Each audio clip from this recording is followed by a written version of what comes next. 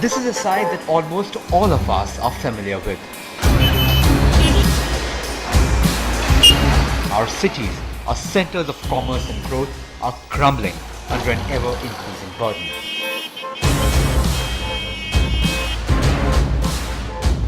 And as India grows, the need of the hour is to develop new cities and new centers for growth.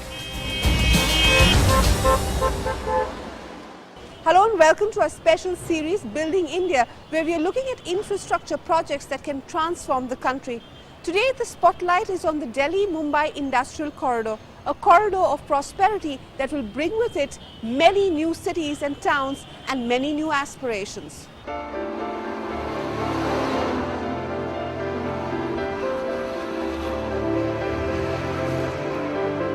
It all starts from here. This small hamlet on the outskirts of Delhi is all set for its state with history. For it is from here that the ambitious Delhi-Mumbai Industrial Corridor would start and would run all the way to Mumbai, covering over 1,483 kilometers and passing through 6 states. It is tipped to be the biggest infrastructure project ever and claims to transform the future of the nation. But what is the essence of the project and why is it necessary? That is the first thing we asked when we caught up with Amitabh Kant, the CEO of the DMIC project. See, it's very important for India to grow at 9 to 10% for a very long period, on a very sustained basis for a period of next 3 decades.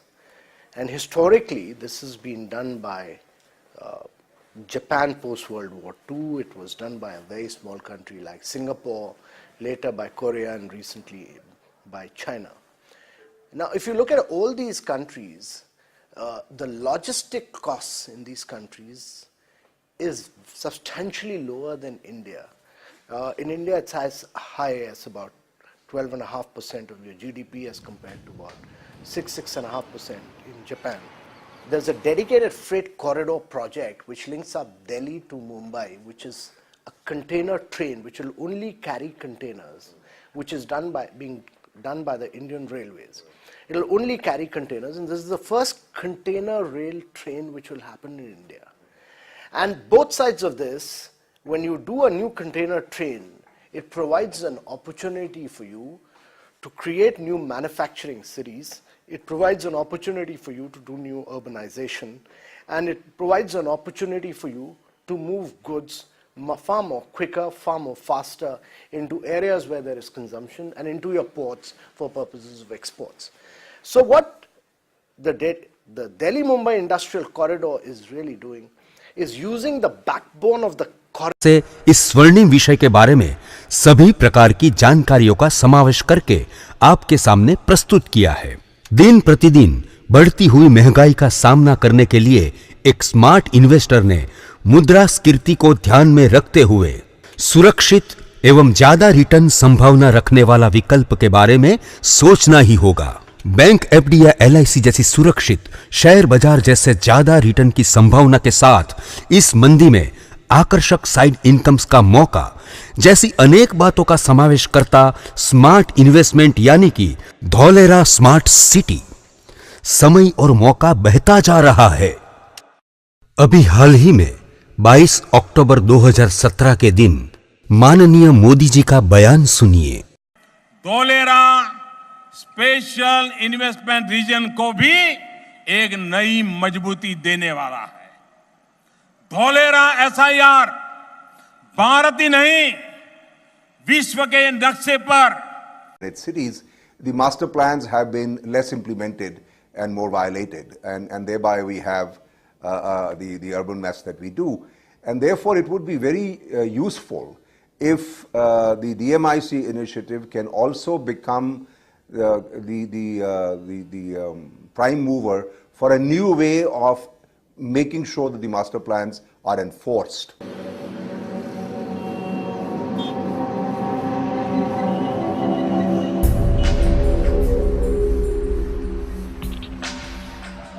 Following the master plan is just step one. The DMIC still has to overcome the biggest hurdle of land acquisition before it becomes a reality. Land acquisition has often proved to be a major stumbling block. And estimates suggest that projects worth 6,65,000 crores have been stalled due to acquisition problems in the last decade. So how does the DMIC plan to overcome this problem? We are very hopeful because our project has been structured in a manner where we give equity to the landowners, where we look at not the gross requirement of land, but the net requirement of land, so that we are able to create the trunk infrastructure, and the other transaction of land which is owned by the private parties can be done directly by the farmers. So, but the fact is that areas which have been identified, there's a substantial area of government land available, there's a lot of wasteland available, where there's adequate availability of water supply. But even then, a lot of land still needs to be acquired for the project.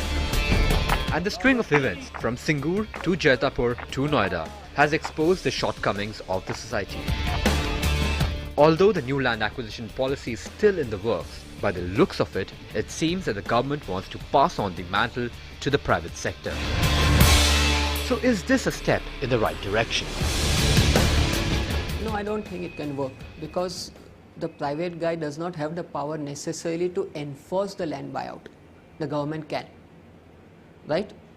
The amount of land that you need, if you're going to build a 100 kilometers road, the amount of land that you need on both sides is tremendous. And you can very easily get into a situation where some people decide not to sell. Some people gang up. What will you do? So I don't think land acquisition as an obligation can ever be handled by the private parties on their own. And then there is the problem of getting the financial structure right. The DMIC project envisages a substantial investment from the private sector. But currently, there are no instruments to raise long-term finance. Intelligent, efficient and robust infrastructure. But even more robust is the story of its fast-track implementation. In a short span of just 2 years, all the ground-level activities have been completed. Now the SIR is in the take-off stage. The state government has allocated 28,000 hectares of land for the SIR. The Regional Development Authority is in place to carry out the administrative and planning processes of the SIR.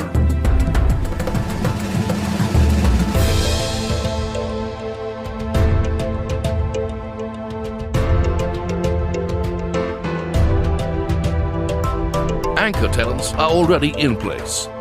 Land allocation already started. Other investors committed with their investments. Government departments are taking forward various works in the SIR. The work on the central spine is going on in full swing. An entirely new expressway is being put up, in addition to widening of the existing road. Plans for the provision of water and power are fast taking shape. The SIR will be serviced by a new world-class international airport. Necessary permissions for the airport are in place, and a special purpose vehicle has been formed to take it forward. Land has already been earmarked for the airport. The SIR and the airport will also have a metro rail linkage from Ahmedabad. Modern seaports are already operational in the vicinity of the SIR. A few more seaports are being planned very close to the SIR. The Dholera SIR will have a high level of productivity. It'll be a place for creativity and intellectual pursuits. A place with facilities for faster transactions. A place with a very high index of personal, family and community happiness. The economic activities envisaged here are enormous. They span all possible sectors.